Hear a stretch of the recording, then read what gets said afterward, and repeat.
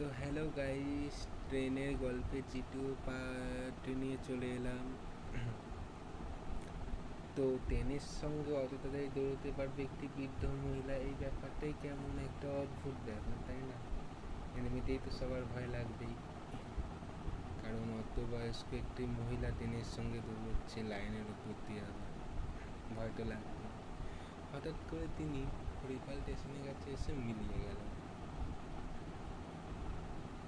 তারপর ট্রেন থেকে শোনা গেল একটি অদ্ভুত রকমের গল্প।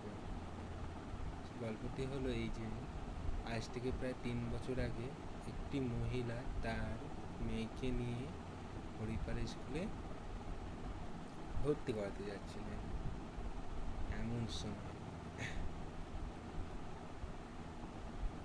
ওই মহিলাটি মেয়েটিকে ভর্তি করিয়ে স্কুলে বাড়ি ফেরার পথে রেল লাইন ক্রস করার সময় হয়তো কোনো একটা ট্রেনে সিগন্যাল ছিল গ্রিন, ট্রেনটা আসছিল, এমন সময় মহিলাটির সামনে গিয়ে ট্রেনে কাটা পড়ে মারা যান। সবাই দেখেছে নাকি ওই স্টেশনের আশেপাশে রাত্রিরে একটি ছোলো ছোলো আওয়াজ হয়, বা পায়ের আওয়াজ হয়, নুপুরের আওয়াজ হয়, কেউ কান্না করে, এরকম। তো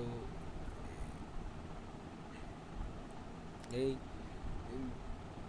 তারপর থেকে সবাই কেমন যেন একটা শিউরুনি ভাব আছে সবার মধ্যে, রাতের দিকে কেমন বেরোন না, তো এরকম ব্যাপার। আর পরে জানা গেল যে এই ভয়ানক ব্যাপারটা আজ থেকে প্রায় 3 বছর আগে থেকে ঘটে চলেছে। আমি অনুভব করতে পারলাম সেদিনকে, বাট এর আগেও এরকম হয়েছে, অনেক মানুষই এরকম অনুভব করেছে। আমি আর কিছু না বলে বাড়ির দিকে রওনা দিলাম।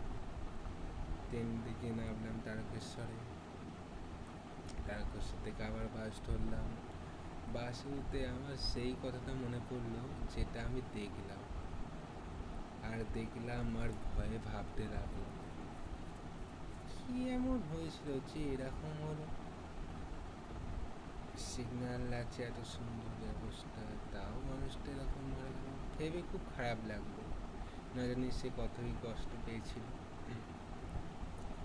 তো হ্যালো গাইস, তো এটা একটি কাল্পনিক গল্প ছিল। তোমাদের যদি ভালো লাগে তাহলে অবশ্যই লাইক কমেন্ট শেয়ার করবে, আর বেশি বেশি করে শেয়ার করে দেবে, আর বেশি বেশি করে কমেন্ট করে দেবে। আর নতুন ক্রিয়েটার যদি কোনো ভুল হয়ে থাকে তাহলে অবশ্যই অবশ্যই সেটি কমেন্ট করে বলবে। নেক্সট ভিডিওটা দেখা হবে, বাই বাই। আর নেক্সট গল্প নিয়ে